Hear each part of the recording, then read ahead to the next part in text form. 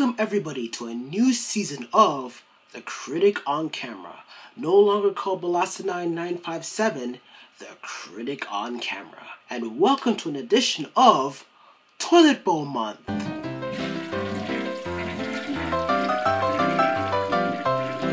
This is the month where your theater seat hurts because all the shitty movies that you are watching, and this weekend is a horror movie called The Woman in Black 2, The Angel of Death, a sequel to the first movie, and now we have this piece of shit. So, The Woman in Black 2, it takes place in World War II where Nazis are being assholes by bombing London, forcing these adults to take these children away from the war zone and seek shelter in a haunted abandoned mansion with creepy dolls and broken walls and floors. Really?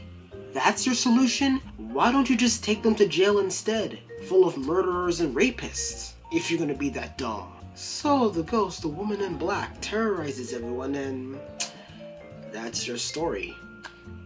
Guys, if you want to see this movie before the holidays are over, don't see this one at all. It's not worth your time.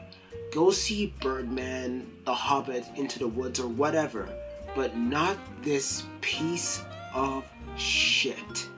90% of this flick is riddled with jump scares everywhere. The first second things are quiet, then the next there's this kid with a gas mask right in your face, or a crow flying across the screen. You have the suspense creeping you out, then suddenly it is ruined by some jump scare. For example, what was that?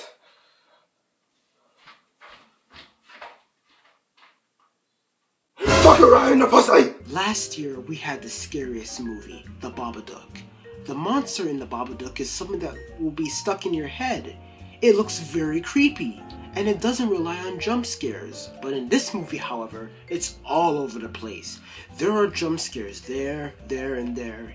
Even in the last scene of the film, a jump scare! Even Annabelle didn't have a jump scare in the last shot of the movie.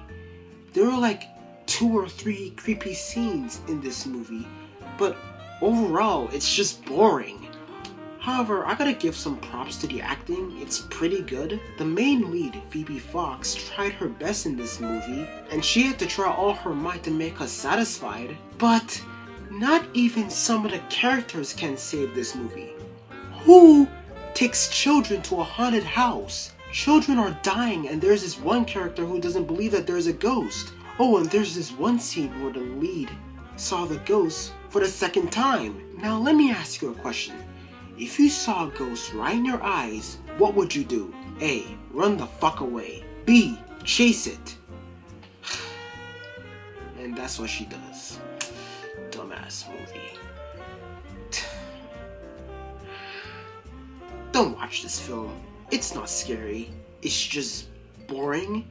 It's just dumb. And it's pretty predictable with some of the jump scares. It's just a typical January film that just want to make you roll your eyes and say, really? There was this one guy in the audience who was talking. Wow, that's not a good sign. And he kept on saying, man, who the fuck is this guy? I know what's gonna happen next. Man, fuck this movie, dog. January. Thank you for doing your job. This movie gets 2 screams out of 10. So don't watch this movie, alright? Not worth it. The first movie may be slow, but it did have some creepy suspense. This one, however, yeah, not worth it. So, that is my take of The Woman in Black 2, The Angel of Death. Don't watch this movie. Thank you for watching. More reviews on the way.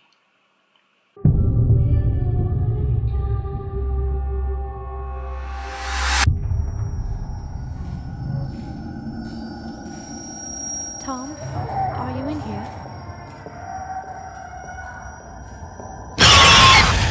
Not fucking scary!